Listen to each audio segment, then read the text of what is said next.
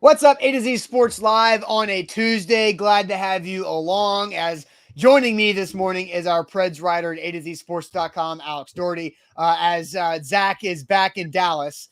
Zach is over COVID. Last time Alex was on, Zach was in Dallas. Next time Alex was on, Zach had COVID. Now he's in Dallas. So now we've got Alex once again here to talk about the Titans, as we've got three key Titans who could return from injury after the Titans bye week, as they host the Jacksonville Jaguars coming up in a couple Sundays. So we're talking about those three key Titans that can come back. We've got the timeline for all the IR guys, all the guys who are not on injury reserve. We'll talk about them.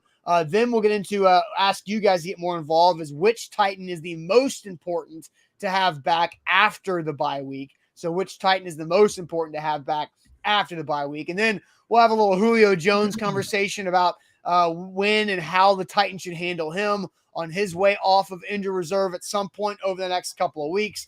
And then Alex loves trivia. So Alex is all about this Tuesday sports trivia, and we have our 10th week of Tuesday sports trivia, and we are trying to have a show record of our best win percentage in sports trivia since we've been doing this for over a year at this point.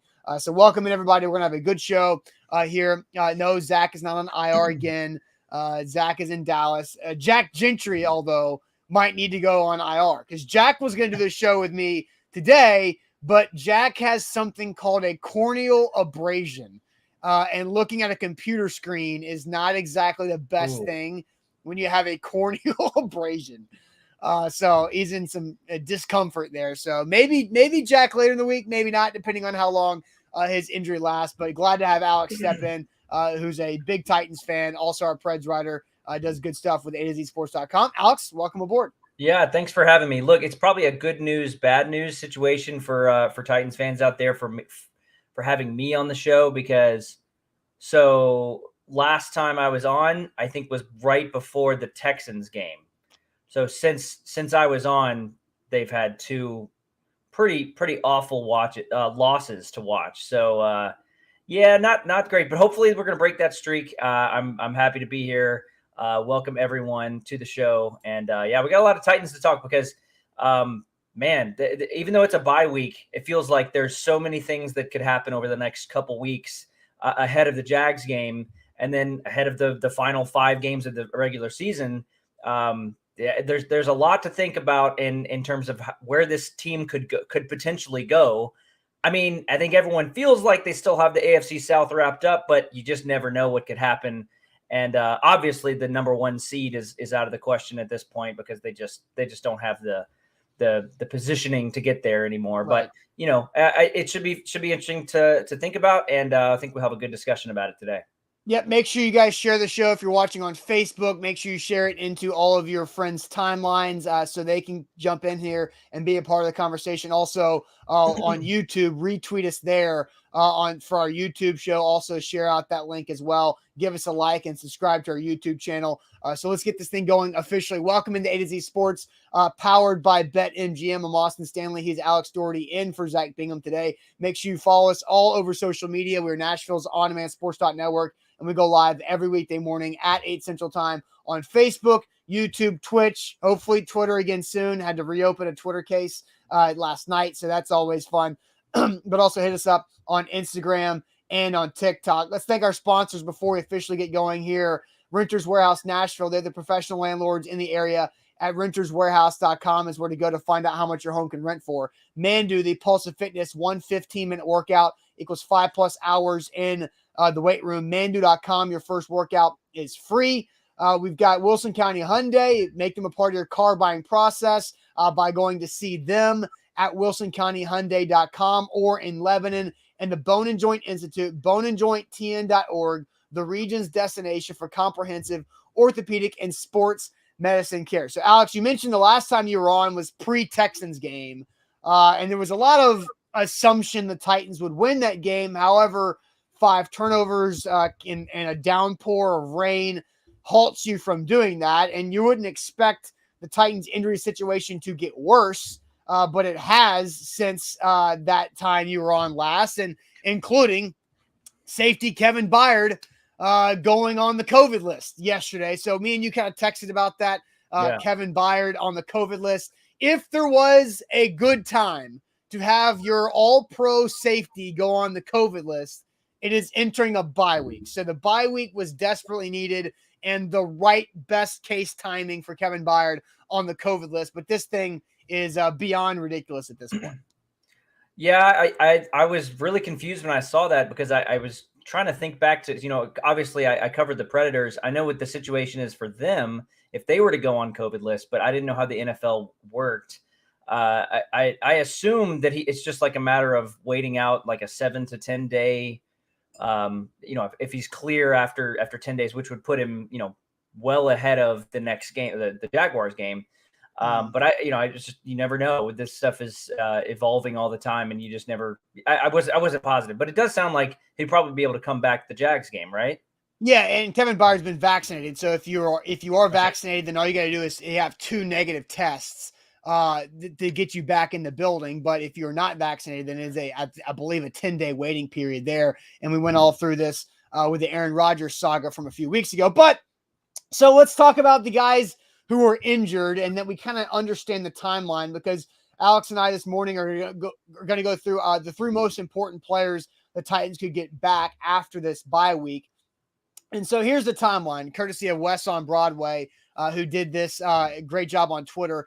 Eligible to return from injured reserve by week, right? Julio Jones, Dane Cruikshank are eligible to return for the Jags game after the bye week. Bud Dupree can come back for that Steelers game the next week. A.J. Brown, Chris Jackson, who went on injured reserve this past Saturday, they're eligible to come back for that 49ers game on Christmas Eve. Then you have Derrick Henry, who is kind of the estimated, early January, whatever the heck that means. Racing McMath and Sam Ficken are complete unknowns. They've been stashed away on IR for months at this point. And then you have a litany of guys, a list of guys who are injured, who have been missing games, but are not on IR, like Jeremy McNichols, Greg Maben, the 2 inside linebackers, David Long, Rashawn Evans, right guard Nate Davis, who has been battling his 2nd concussion of the season. He's missed 2 games in a row. Ola Adeni was out this past week. Tier Tart, who's been in and out of the lineup with a couple injuries here. He's missed several games this season. Monty Rice and Tommy Hudson left the game against the Patriots injured this past Sunday, so you don't know exactly what their status is, but maybe you get a lot of these guys back by the time the Titans have to take the field again in Nissan Stadium against the Jags. So, Alex, I will let you start with the 3 most important players the Titans could get back after the bye week. Now, we don't know the situations, but based off of timing of the guys who have the opportunity to be back after an extra week off. Yeah, well, I'll just go ahead and tell you who's not on my list, and it's probably going to go. I'm going to go with Juan here. Julio Jones is not on my list. Really? Because I don't think Julio Jones is going to be back, and I think that they're probably going to wait for him for a while now. I don't know. They seem to be so hesitant to bring him back in any capacity. I don't think he's going to be back, so he's not on my list.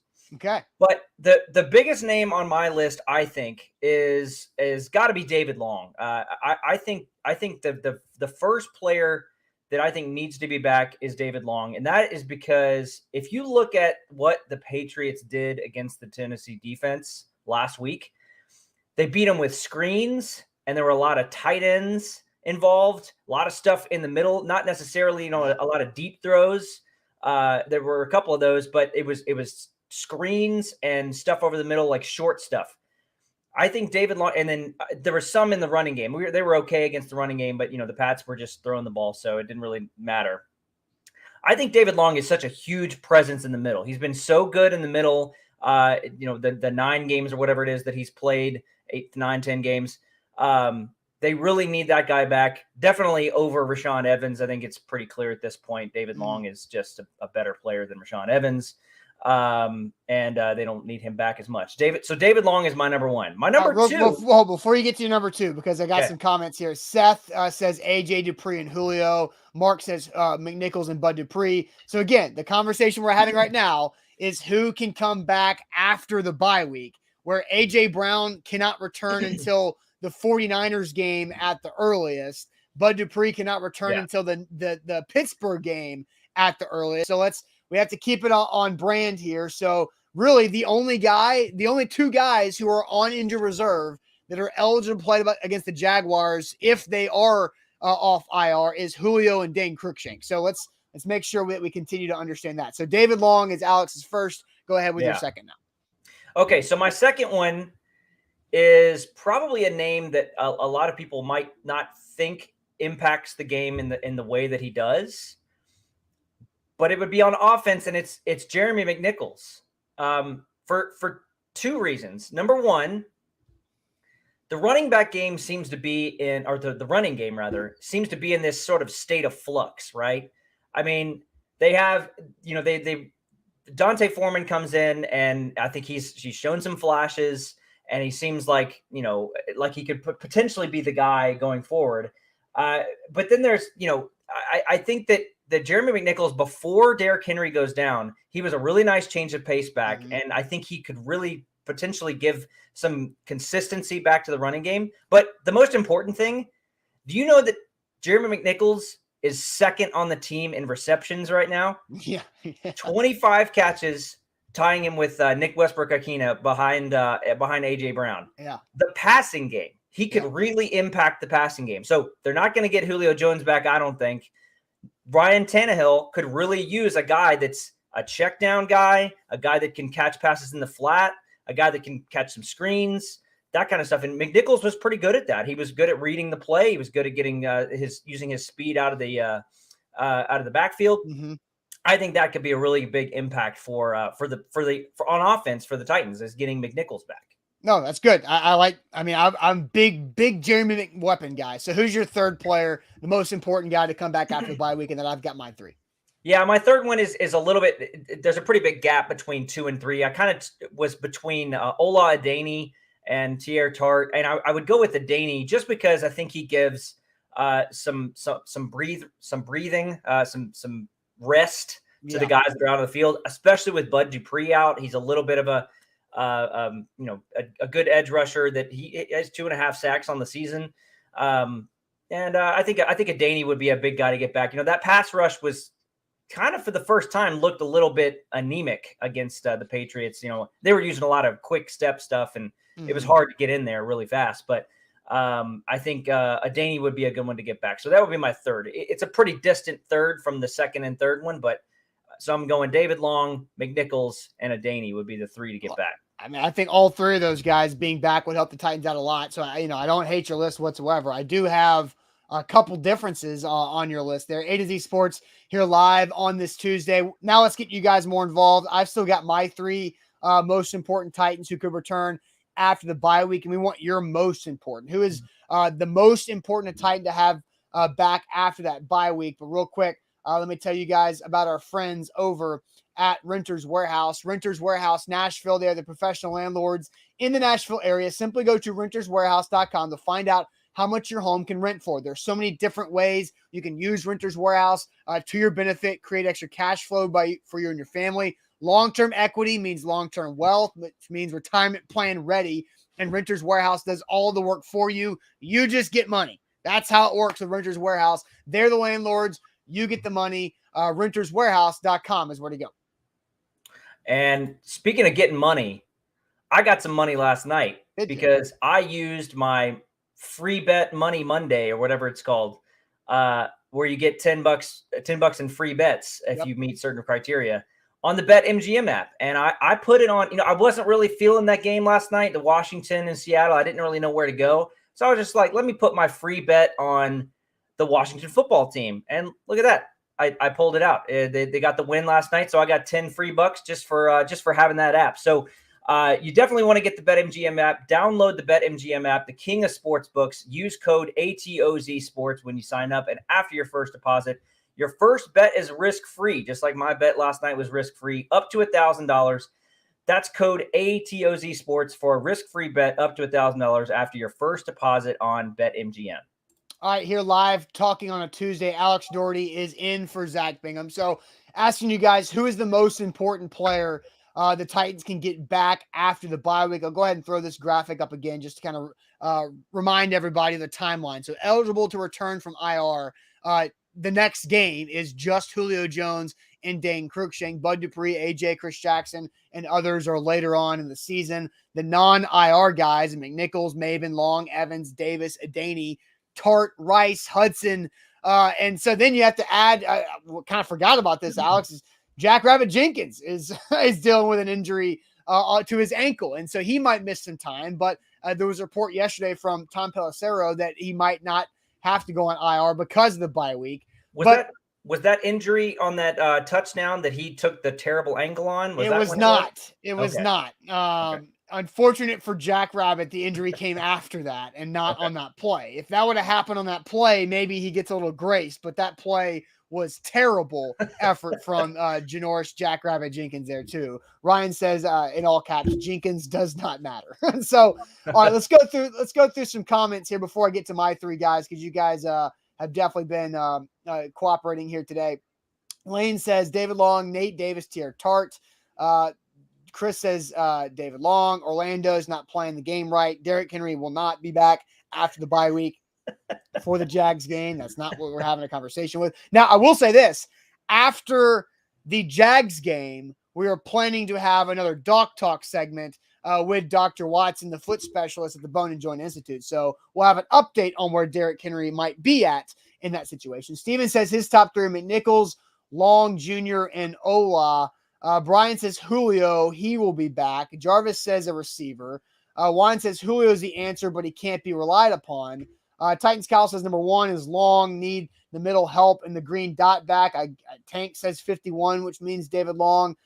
Kobe says most important for sure is David Long. So I agree. David Long's right there on my list of my top three guys.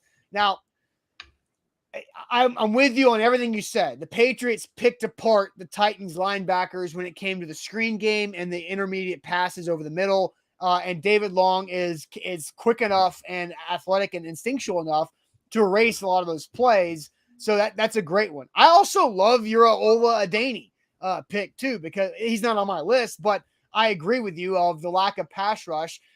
Jeffrey Simmons and Harold Landry didn't have a single quarterback hurry in that game against the Patriots all game long. And wow. I think Ola has the ability to help out those guys if he's just competent enough on the outside. And Ola helps you on special teams, where the Titans had a bunch of special teams penalties against the Patriots. So my three guys, David Long Jr., Julio Jones, and Kevin Byard. Kevin Byard being on the COVID list, you cannot go without Kevin Byard. Kevin Byard's got to play. And it's scary because we don't know how Kevin Byard's feeling right now. Kevin Byard's on the COVID list. The only way you go on the COVID list this year is if you test positive for COVID, if you're vaccinated, because there's no close contact if you're vaccinated. And we know KB is. And so he's got COVID-19. And, we just watched Zach deal with it for a little over a week, feeling like crap and not being able to come back and have that endurance to be able to fight through it all and not being back to full strength. So I think Kevin Byard is huge. Is huge to get back. I agree David Long is right there as well. Now, the reason why I say Julio Jones is on my top three is because they have to have a wide receiver. The lack of wide receivers who can create and get open, create separation, get open for Ryan Tannehill is bogging down this offense. I'm with you. I like the three-headed monster potential of McNichols, Foreman, and Hilliard. I trust that. I know they fumbled twice Sunday, but I like what they have there. But I really think they've got to have Julio Jones to open some things up for this offense, because Nick Westbrook-Akine is a solid story, but he is a fourth wide receiver, maybe third if you're desperate. But right now he's wide receiver one. And so, Chester Rogers is a slot guy. Cody Hollister is a practice squad player.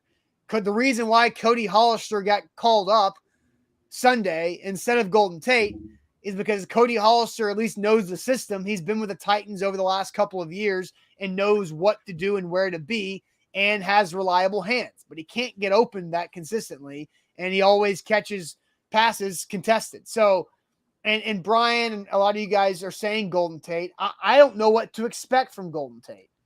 And Golden Tate's not an outside receiver either. You got to have somebody who can line up outside and can go make plays on the perimeter.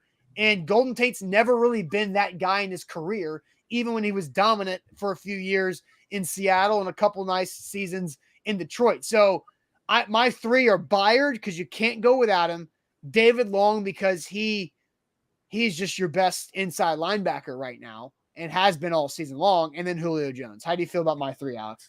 Well, okay, so I think your three are great. The Kevin Byard, I think some people were calling it a cop-out because he's not technically out yet, but I agree with you. I think that you never know what's going on with the COVID. I mean, we don't know exactly why he's on that list. So you just don't know. And you definitely cannot go in there, even at home against the Jags, and not have your best secondary player and the quarterback of your defense back there. So my thought on the Julio Jones is I'm glad people brought up Golden Tate, because here's what I think. The fact that Ryan Tannehill was still able to have a decent game, mistakes aside, he was still able to distribute the ball around to like 6-7 different receivers, tight ends, potentially if McNichols is back, he would have that as an option as well. If you can go against the if you can go against the Patriots and still be able to do that to some extent, I think that you can beat the Jaguars without Julio Jones, especially if you have the wild card in Golden Tate. And I think that the Julio Jones thing, I don't know exactly what their thoughts are about where Julio is at right now. I mean, I don't know the extent of the injury. I just think that they are shelving him until the playoffs. I mean, I would not be surprised if he doesn't play again the rest of the regular season. I mean, just like Derek, and then first game of the playoffs, potentially they're hosting a game at home. Mm-hmm. You get Julio Jones back, you get Derrick Henry back, you get all your players back, and it's just like a brand new team. But until then, I just don't know that they really even want to risk putting Julio Jones out there. All right, so yeah, there are a bunch of good comments about Julio Jones here in a second. Now, MB, I don't know if MB was late to the party today or not, but he says, how can you not say Bud Dupree? Again, Bud Dupree cannot return until the Pittsburgh Steelers game, so he is ineligible for this conversation based off the time he went on IR. Now, I have a soapbox, Alex, that Matt Judon would call it a soap opera because he doesn't know the difference, but I have a soapbox that I want to get on about the injured reserve rules, because Saturday when AJ Brown went on IR Saturday morning, I tweeted out from the A to Z the news, right? And I immediately thought that, okay, he's out in the next 3 weeks. I thought it was the 3 weeks, and it's not. It's 3 games. It makes no logical sense for IR to be a minimum of 3 games. It should be a minimum of 3 weeks, because the NFL has always operated by weeks, not by games. And so the reason why we haven't had to think about this yet is because the Titans had one of the latest bye weeks in the NFL this year in week 13. But again, it makes no sense. You should not be penalized by having your bye week. I was just going to say, it feels like it should be either or, right? Like either 3 games or 3 weeks, whichever is more. Which is just 3 weeks, right? 3 weeks of the NFL season is what it should be. And that's what makes sense, because before COVID. So COVID rules have been a godsend to the Tennessee Titans, because without the COVID rules, they would be so screwed, because I don't know if they'd be able to afford to stash guys on IR. You might have to have some of these guys play through a lot of injuries, but they've been able to stash guys on IR because they have the 3-game window to return. Before this, it was teams got 2 players designated to return from IR for the entire season. And so you would have to have him on IR for a minimum of 8 weeks to be able to come back off. And so remember the Malcolm Butler situation a couple years ago when he broke his arm against Carolina and Buck got blown up in his mentions about when can Malcolm Butler come off IR. Well, the Titans had already used their 2 designated to return guys. I believe one of them was Suckup, and I think the other might have been Tajay Sharp. I can't remember exactly who the 2 players were, but Malcolm Butler could not come back because they'd already used those 2 designations. So it should be 3 weeks, not 3 games. But again, that's just me bitching about something just because I hate it. I think it's illogical of a rule. Yeah, I just wanted to show a couple things.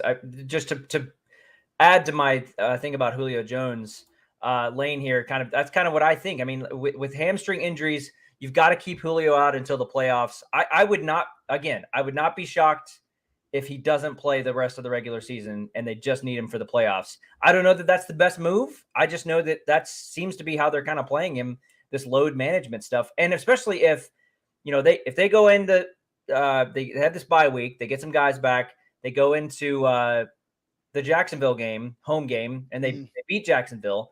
At that point, you need 2 more wins in your final 4 games, really potentially even only 1 more win in your final 4 games to clinch the division. Because I think at that point, the Colts, if the Colts win out, the Titans still only have to win 3 games. Is that right? Does that sound right? Yes. The magic number is 3. The magic number of 3, which can be any combination of Titans wins or Colts losses. Yeah. So 2 Titans win and a Colts loss, Titans are AFC South champ. 1 Titans win, 2 Colts losses, boom, there's the Titans, right? And if you have, the potential of Golden Tate returning or not returning, but arriving, Golden Tate, I don't know. It seems like they're probably going to go into this without the need for Julio Jones. And some people mentioned that, watching that team against New England, how could that team beat Jacksonville? The Jacksonville Jaguars are not the New England Patriots, not even close. I mean, not defensively, not on offense, not coaching. And it's also in Nashville. It's not in New England. I just the difference between those 2 teams is massive. I mean, Bill Belichick is a Hall of Fame coach. He can prepare for teams like no one else can. Urban Meyer, kind of the opposite right now. Yeah, so, he's a Hall of Fame college coach. yeah, right. Hall of Fame college coach. Exactly. Yeah, probably good at recruiting people from the stands, but not necessarily at coaching the team on the field. Yeah. So anyways, that's kind of what I think. And I know we're going to talk about Julio Jones here more in a second. Yeah, so I'll get off that. But your list makes sense. I think a lot of people seem to the clear name that is emerging as the leading favorite is David Long. And I think that people understand he is a huge factor in the middle of that defense that you need to have. Oh, David Long's massive just because, especially if Monty Rice can't go. Monty Rice gets hurt against the Patriots and you've got Jayon Brown, who doesn't look like himself, playing next to Dylan Cole, who is a replacement practice squad level player.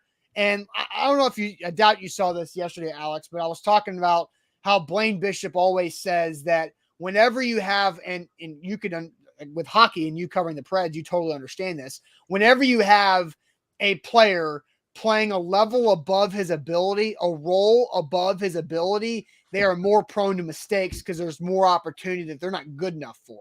So whenever you've got a practice squad guy who is called up to play a handful of special team snaps, not that big of a deal. But whenever Dylan Cole, practice squad guy, is called up, then he has to play inside linebacker against the Patriots instead of just special teams. He makes mistakes like dropping a pick 6 or not being able to be in the right position to make a play on a tackle, whatever it might be, and guys make more mistakes. The same thing goes with Ryan Tannehill, who is a above average starter, a really good starter, but whenever he has to elevate his play to a superstar level, that's where the mistakes come into play. And that's what we're seeing with the Titans across the board here. Rich nailed it. If David Long is in, he takes that pick to the house. Absolutely. Great point, Rich. And that game's so different. Yeah. I mean, there was a handful of moments of how different that Patriots game could have been if Bullock makes his extra point in his field goal, super different. If Foreman doesn't fumble, if Ryan Tannehill somehow finds a way to score a touchdown on 4th and goal instead of throwing an interception, if Dylan Cole doesn't drop the pick 6. I mean, there's a bunch of points on the board there for the Titans and taking points off the board for the Patriots. So turnovers are killing this team. And obviously I think the Jags are way worse than the Patriots. But turnovers can be the great equalizer, as we just watched with this Titans team against the Texans 2 games ago. So now let's get to our Julio question here, Alex. Julio watch, on a scale of 1 to 10, how important is it to have Julio play versus the Jags? Because a lot of you guys don't think he should or might think he's not going to. But let's put it on a scale of 1 to 10. How important is it to have Julio Jones play against the Jags after this bye week? But real quick, let me tell you guys about Mandu, the Pulse of Fitness, where 1 15-minute workout equals 5+ hours in the weight room. How is that even possible? Because of full body electronic muscle stimulation. When guys in the NFL get hurt, they do muscle stimulation, which is, on that targeted injury spot. Mandu is like that, but all over your entire body. So you're getting a full body workout without putting pressure on your joints and banged up body. And you're focusing on growing functional strength and muscle mass and targeting hard to burn body fat. It's literally great. It's for everybody. If you're out of shape, it'll help you get back in shape. If you are like 85% to your fitness goal, it can help you get up to 100% of reaching your fitness goal. Mandu.com. Your first workout is free. And if you tell them A to Z Sports sent you, they will take $100 off your first month. So check that out at Mandu.com. So one thing that I think I'm going to do today before I go to the Predators practice this morning, I'm going to go on the BetMGM app and I'm going to see what NBA bets I can make. I made some good money last year on NBA, betting some overs, betting some prop bets. I made probably more money on NBA than I did anything. So I'm definitely going to go take a look at that BetMGM app. You got to get it. Download it now. The king of sports books. Use code ATOZ Sports when you sign up, and after your first deposit, your first bet is risk-free up to $1,000. That's code ATOZ Sports for a risk-free bet up to $1,000. Risk-free, can't beat that. After your first deposit on BetMGM. Yeah. Also, A to Z Sports Picks is live today at 2:00, and if there's a guy to listen to in the NBA, it's our guy Brian Edwards, because Brian actually had me win some money last night in the NBA too on the BetMGM app. So that's coming up at 2:00 Central Time on A to Z Sports. Okay. I usually watch that show with the little notepad. Yeah, you have to. they go through stuff so quick. You got to write it down. I'm like, okay, Illinois. Okay. The Bulls plus, I'm writing stuff down. Yes, no doubt. No doubt. All right. A to Z Sports here live. So the Alex Doherty is in for Zach Bingham again here on the show. So scale of 1 to 10, how important is it for Julio Jones to play against the Jags? What's got you laughing right now? Will the uglier Bingham give us a hockey prediction? So I assume that's me. I guess that's me. I guess. Okay. I guess. So I guess you're not as is Zach pretty? Is that what Zach Goodman's saying? I don't know. I don't know what that means. Sorry, go ahead. I was just laughing at that. No, it's fine. Scale of 1 to 10. Maybe I'll give a hockey prediction later in the show. If you stick around to the end, I'll give you a hockey prediction. There you go. Because me now, we won some NHL bets last year together. We did that text chain back and forth. All right. Mostly fading the Preds, right? Yes. Yeah. Yes, especially early. I don't think you can do that this year. No. Steven says 5. 0 from other Steven. Guy says 7. Dashville Tube says 100. Mark says 8. Michael says 10. Joey 2. We're literally all across the board. You've got people saying 0 importance to play Julio versus Jacksonville, and then people saying the highest importance to play Julio against Jacksonville. Alex, I have a feeling that you are going to be lower on this scale than I am. I think so. Yeah. What's your 1 to 10? I'm going to go with his number 2. Ooh. I'm going with 2. I just think that they can beat the Jaguars. I know they lost to the Jets earlier in the year. That was a different team. I know that they lost to the Texans with all those turnovers. But Julio Jones not going to solve the turnover problem. Only Ryan Tannehill and the running backs can solve that. If they don't turn the ball over, they can beat the Jags at home. I think it's actually a pretty winnable game. I don't know what the line is. I would imagine the Titans are favored, but probably not by much. I'll check it out. Wait, it's too far away. I can't check it out. Never mind. I forgot it's the bye week. It's not like this upcoming Sunday. Yeah, right. Yeah, it's the bye week. Yeah, that's right. So they don't even have a pick yet. But I just think that Julio Jones is not as important to beating the Jags. especially because the week after that against Pittsburgh, he's much more important for that game. I think having him against Pittsburgh on the road would be massive. I'm just not thinking that Julio Jones is as important to beating the Jaguars. They should be able to handle that team without Julio Jones, just like they've won games without Julio in the past already. I'm pretty low. I'm not a 1. I'm not a 0. I think he obviously has an impact, but I just don't I don't see it. I don't see that he's the impact player that he once was. And if they need him for the playoffs, and I don't even know how impactful he's going to be in that. He's more of a presence than anything. So I'm at a 2. And so Jarvis says start him, then sit him. So Jarvis is saying get him out there, get a lead, and then shut him down for the day. I just think, and you talk about they can win without Julio against the Jags. I mean, yes, I think they can, as long as they don't average 4.5 turnovers in the game like they have the last 2 weeks. But again, and Mr. Clean took the words out of my mouth. Nothing winnable with this offense, my guy. So Mr. Clean just my guide you. But I kind of agree with him. Like, the margin of error is so razor thin with this offense, with who they have, with no Henry, no Julio, no AJ. I think they can win. They should have been able to beat the Texans 2 weeks ago with the same roster. But like, I think they got to have somebody that's a difference maker on offense, because it's not NWI. It's not Chester Rogers. It's not going to be Golden Tate. Sure as hell isn't Cody Hollister, and sure as hell isn't Des Fitzpatrick. And I don't think Anthony Ferkser is just automatically going to turn around and be a good player again. And Jeff Swaim and Michael Pruitt are role players, and they've been pretty solid at their role so far this year, but they need more than that. They need key starters to come in and have an impact. And I think so. My importance level for Julio Jones to play against the Jags is a 7 out of a 10. Wow. I'm not saying that they have to have Julio to win, because that's not the case. But it sure as hell makes it a lot easier for them to have to Julio Jones. And I think, you know, here's the important thing to know about Julio's timeline, that he's already missed 3 games on IR. So if the Titans had a game this upcoming Sunday, not the bye week, he would be eligible to come back. So Julio, in this case, gets a 4th week of nothing, a 4th week of being shut down on IR that can only benefit him and buy him extra time. So I think I'm at a 7 out of 10 for Julio's importance to at least suit up against the Jags. He didn't have to go out there and have 100 yards.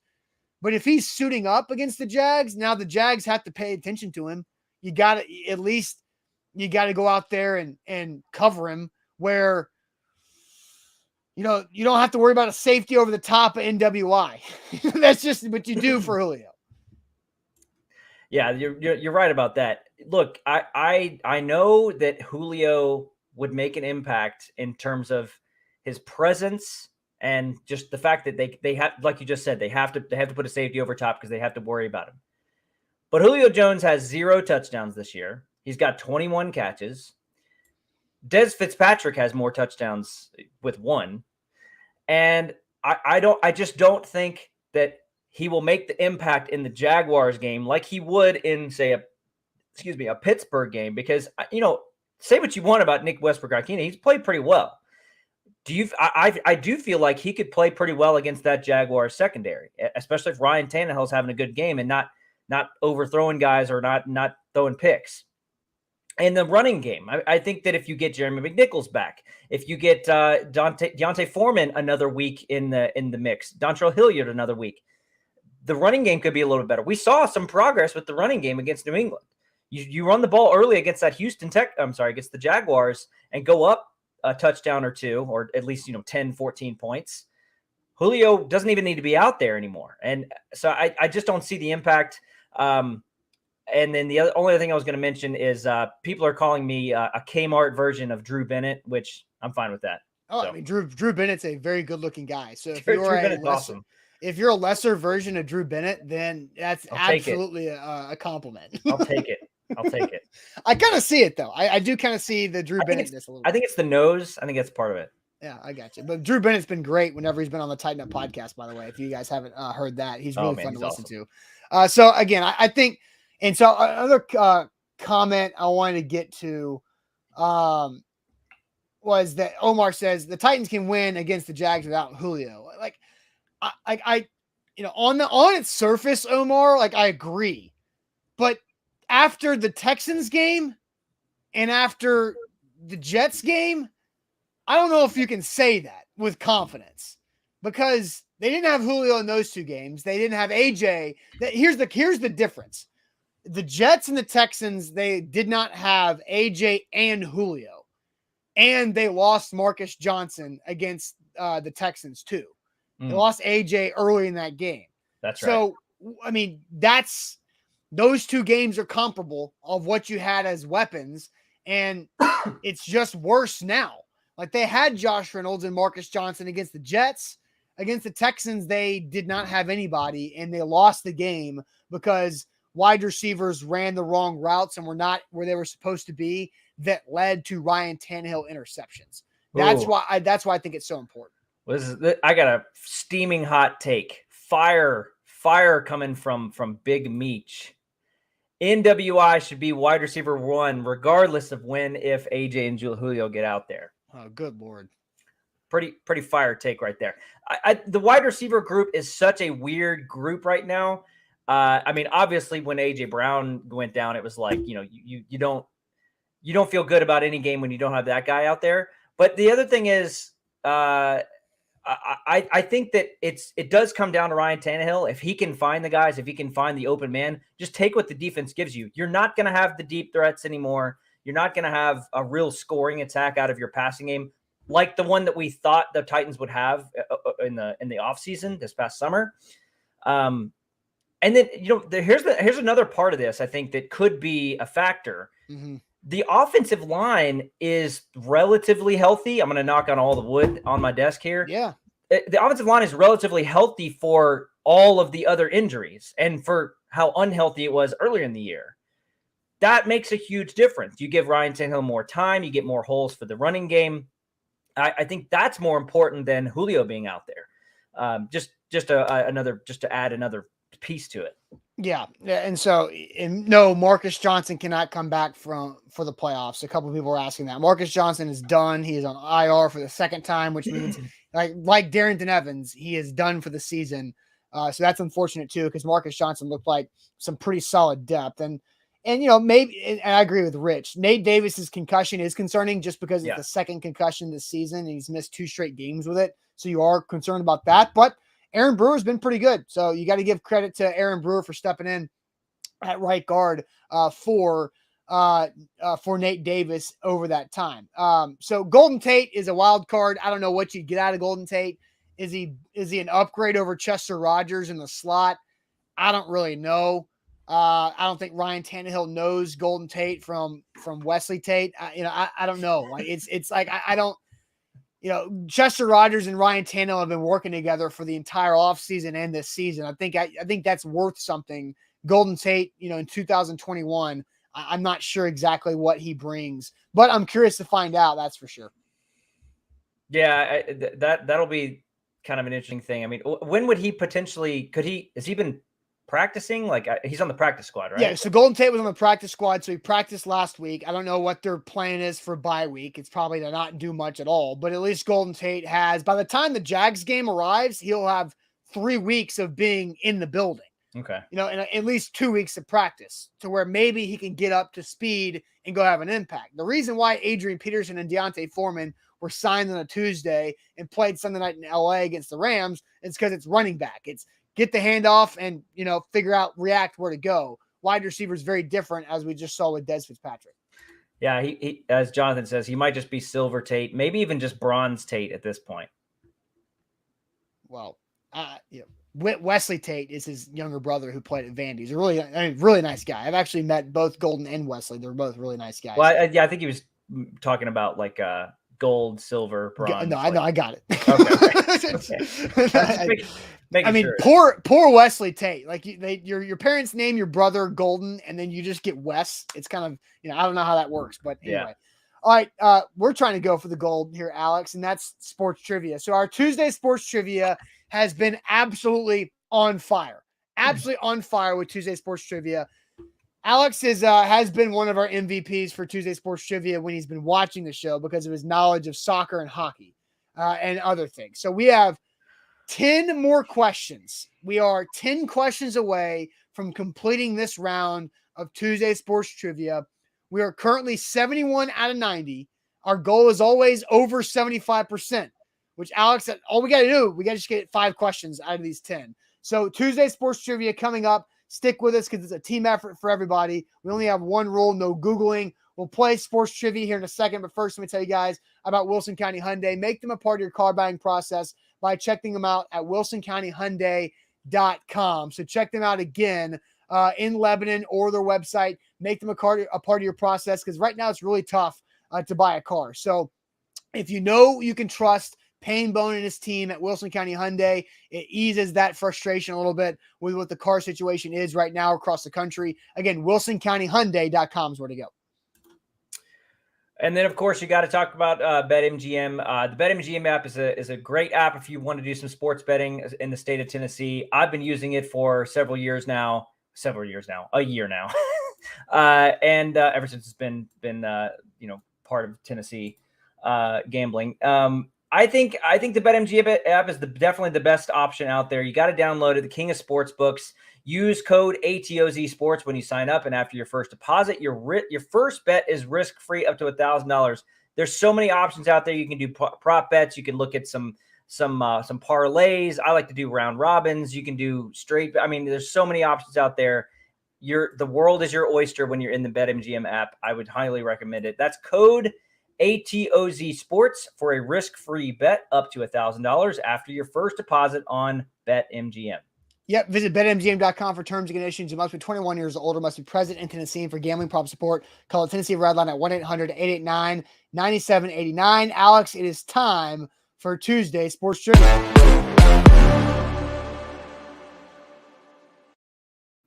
All right, we've got 10 questions, and the rules are 1, no Googling, and 2, no phoning a friend. So you can talk to people you're next to here on the show while you're watching, wherever you might be watching. But we've got 10 questions. We need to get a minimum of 5 correct, and I think we can do this. So, Alex, we found this mixed sports quiz this morning. So we've been doing a lot of NFL heavy stuff, but we mix it up. So we got 10 questions. This was last updated in 2005, just for everybody's knowledge there. So they're all multiple choice. We will not know how we do until we submit all 10 answers at one time, like we're actually taking a test back in school. So, okay, first question. What famous sports nickname is associated with the Steelers' 1972 AFC Divisional Playoff victory against the Oakland Raiders? The Immaculate Catch, the Immaculate Bounce, the Immaculate Drive, or the Immaculate Reception? I think we're going to get this one. Yes. The Immaculate Reception. Franco Harris and such. Yes, the Immaculate Reception. I think, and you're going to be my lock it in guy. So whenever we lock in an answer, you say final A to Z, lock it in, and we'll lock that in. So final A to Z, reception. Yes, and the chat was very quickly to get that one. Okay, so these are all nickname based across sports, by the way, so you'll catch on to the theme. Cool. Who did Muhammad Ali fight in the famous The Thrilla in Manila? The options are George Foreman, Leon Spinks, Ernie Shavers, or Joe Frazier. Who did Muhammad Ali fight in the famous Thrilla in Manila? I think that's the Frazier fight, but I'm only partially. It's got to be either Frazier or Foreman. I feel like Foreman was a different one. I think it's Foreman. Now we're getting a lot of mixed. See, I knew this was gonna be tough because it's one of the two, and they both start with F, and so that gets really confusing. Yeah. So we had a lot of Foreman answers come in, and now we've got a lot of Fraziers coming in. Yeah. My first thought was Joe Frazier, because I feel like the Foreman fight was a different fight, and it was like in. See, here's the funny thing. Scott says Frazier, lock it in. Donald says Foreman, final A to Z. So I like, this is maybe the most 50-50 thing I've ever seen. I think I want to go Frazier. I'm leaning Frazier. Do you have thoughts here? It's I one don't of those know. two I don't know, because Donald says it's Foreman for the love of God. And then Bobby says, oh wait, no, Frazier. Yeah, this is tough. And Dustin says 100% Frazier. Foreman was there the you Rumble go. in the Rumble Jungle. in the Jungle. Yeah, exactly. Foreman was the Rumble in the Jungle because it was in Africa. Let's go Frazier. Frazier. We're Let's go going Joe Frazier. Joe Yeah, Frazier. final A to Z. Joe Frazier. Okay, it's a Joe Frazier. Okay. This one should be fairly easy. The Miracle on Ice USA Hockey Olympic victory in 1980 was against what nation? The East USSR. Germany, Sorry. Germany, Finland, Czechoslovakia, or the USSR? The USSR. USSR. We can A to quickly. Z. Yeah. Now we're getting a lot of it's Foreman. That's going to be the death of us. Like I hope I'm gonna read that answer last. Even though it was a second question. Okay. Question number 4. The catch took place in which NFL playoff game? 1972 AFC divisional championship, 1987 NFC divisional round, 1981 NFC conference championship. It definitely wasn't the 2000 AFC championship. So, it's between the 87 and 81 NFC playoffs. I'm pretty sure it's 87. 1980. Say them again. 87 and 81. What? 1987 divisional or 1981 NFC conference. The Niners catch. So I was leaning towards the 81. Were you? Because I wasn't it to send the 49ers to the Super Bowl? That sounds right. Dwight Clark from Montana. 81. Yeah. 87 would have been probably, like, by that time Jerry Rice was on the team. Yeah, so 81. You guys want to go? And Scott's been 80. Scott says 81. Niners first Super Bowl. I feel like 81 is where I would go. Yeah. Okay. So 80, we're going to go 81 final A to Z. Let's go 81 final A to Z. Yeah. All right. 1981 NFC Conference Championship. Okay. Question number 5. What was the dispute that caused the Music City Miracle? What was the dispute that caused the Music City Miracle during the Titans' victory in the wild card playoffs? The dispute? Yeah. So it's a timeout called by McNair as the clock expired, fumble by Eddie George, lateral on a kickoff return by Frank Wycheck, or a questionable late hit by they say Jerome Kersey. But obviously it's a lateral on the kickoff return, so we can move on from that one. Yeah. We can go ahead and move on from that one. Question 6. These are random, by the way. We didn't know those. They're super random. Yeah. I only read the first 2 questions and I knew one and I didn't know the other. So I was like, okay, we'll roll with it. In which stadium did Bobby Thompson's famous "The Shot Heard Round the World" home run of the 1951 playoffs take place? I think I know it. But which stadium did Bobby Thompson's "The Shot Heard Round the World" take place in 1951? Yankee Stadium, New York, the Polo Grounds, New York, Fenway Park, Boston, or Ebbets Field, New York? I think it's the Polo Grounds. That my initial thought was Polo Grounds. Yeah, definitely the Polo Grounds. Yeah. So Scott says Polo Grounds before I even read off Polo Grounds. So we want to lock in Polo Grounds. Yeah, I think that we can lock that in. Polo Grounds, shot her around the world. Okay. This is gonna be tough, and I have no idea. During the Tunney Dempsey 1926 heavyweight bout, which round did the long count controversy take place? 1, 7, 12, or 15? So this is Jack Dempsey? Yes. And who's the first person? Tunney. Boy. We're gonna have to trust the chat on this one. I don't have any clue. Yeah, I don't either. Orlando says the 7th.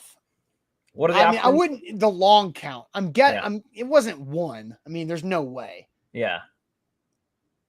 Jerome says pretty sure it was 12. Dustin's all out 7th. Yeah. Omar says lucky 7. Yeah, it's definitely a guesser. 7, 12, or 15. Boy, I guess let's go 12. 7. But I kind of 12 might be the most popular answer. okay, let's go 12.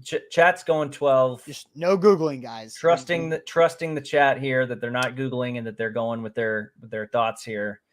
10th was not an option. Titans Kyle, sorry. Right. So okay, question 8. Which World Cup did Diego Maradona punch the ball for a goal as the hand of God?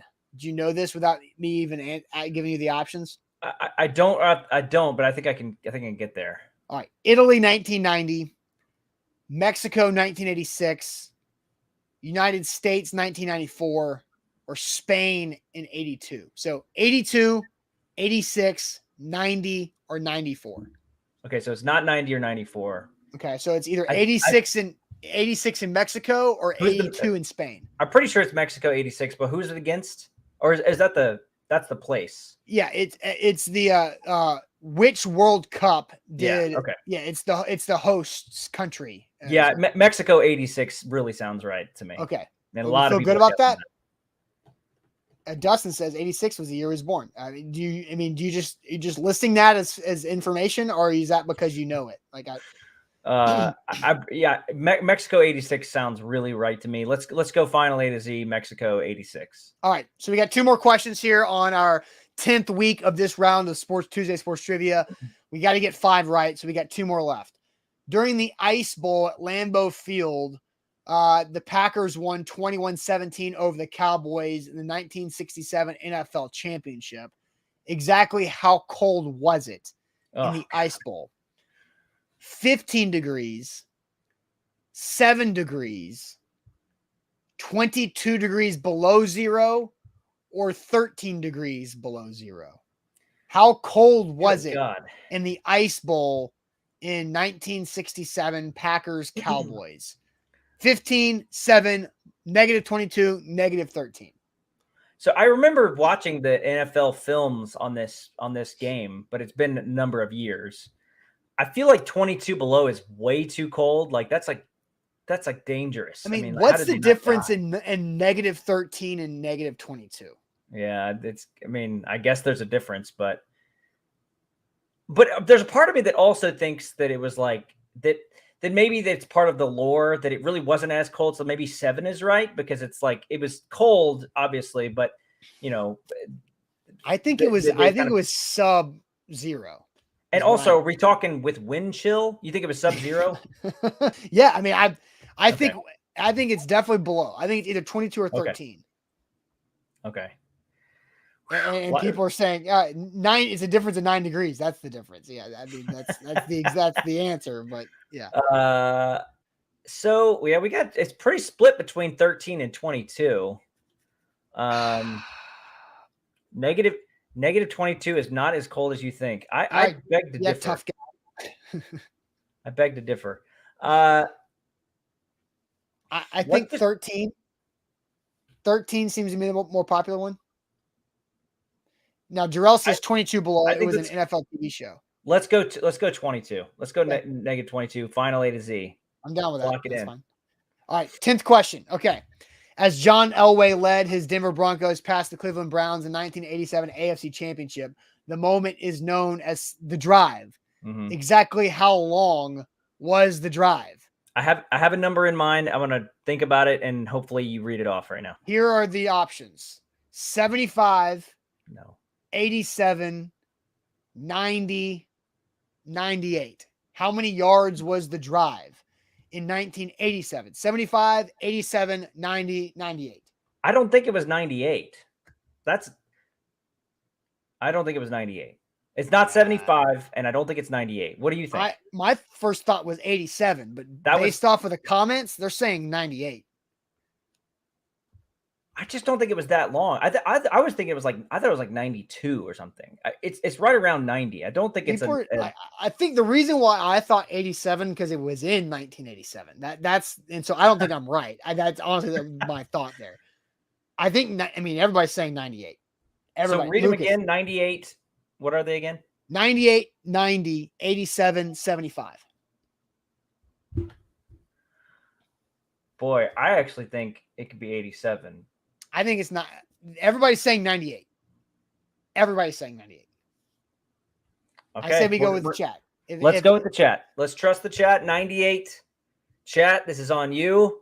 All right. I'm going to submit our answers. But before we do that, first, let me tell you guys about our friends at the Bone and Joint Institute, boneandjointtn.org, the region's destination for comprehensive orthopedic and sports medicine care. Whenever you get hurt in life, know who to trust, know where to go. boneandjointtn.org. They can help you streamline the process to get back to health right there in Franklin. They got over a dozen doctors that specialize in nearly any joint injury you can have. Simply at the Bone and Joint Institute. Again, boneandjointtn.org. Here submitting our answers, Alex, for our Tuesday sports trivia.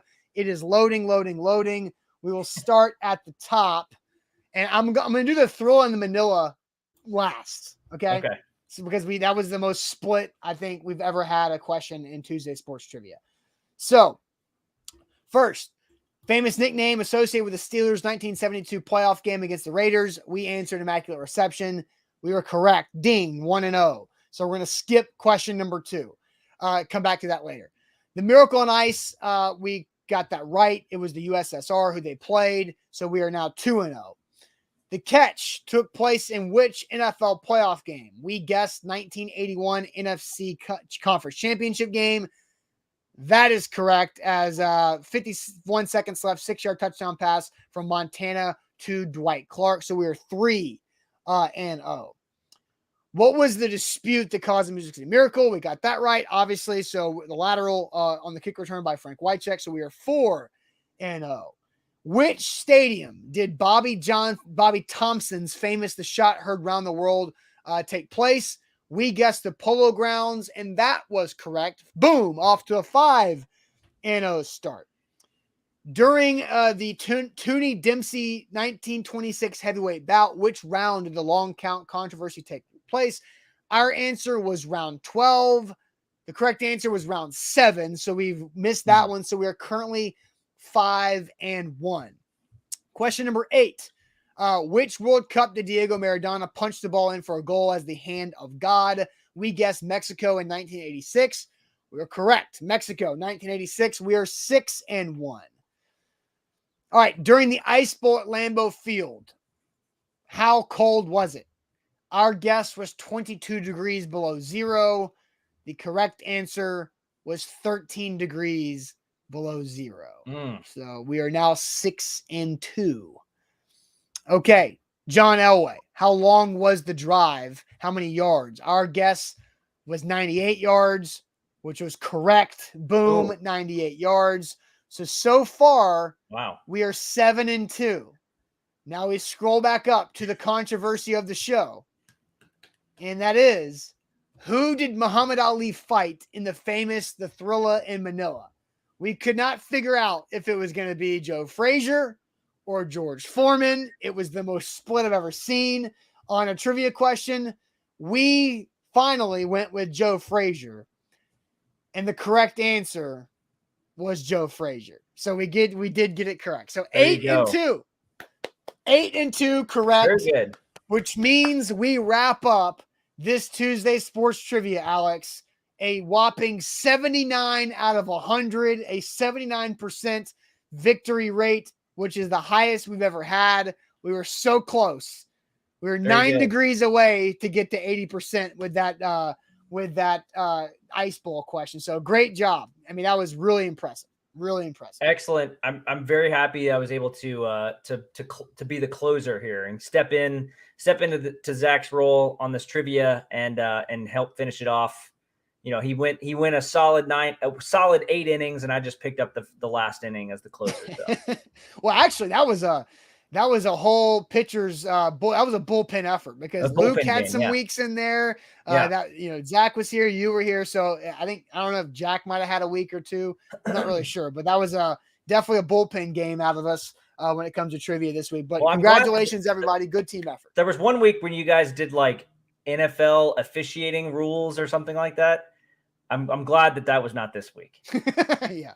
Right. I would not. All right, guys. Well, hope you guys enjoyed the show. Alex, thanks again for pinch hitting in for Zach today. We'll see who I have tomorrow, but I have a fun show planned for tomorrow, regardless of who's hosting with me. But we'll see you guys tomorrow. Luke Worsham has A to Z Sports Prime Time this week as Buck. I don't know if he made it to Egypt yet. He was in Germany when I was texting with him this morning, which is, yeah. I was just going to add one. I promised a hockey prediction. That's right. The Predators are hosting the Columbus Blue Jackets tonight. It's in Nashville. My prediction, the Predators win. The Predators get it done. They get an overtime win against Columbus tonight. That's what I think is going to happen. Okay. You say overtime win? Yeah, that's my guess. Overtime win. They go up early, and then Columbus comes back and ties it, and it's like a 3-2, 4-3 kind of overtime win. Okay.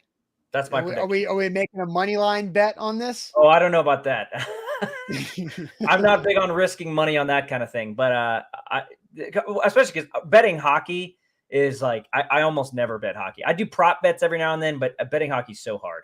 Yes, betting hockey is hard. Let's see the BetMGM money line price for the Preds tonight.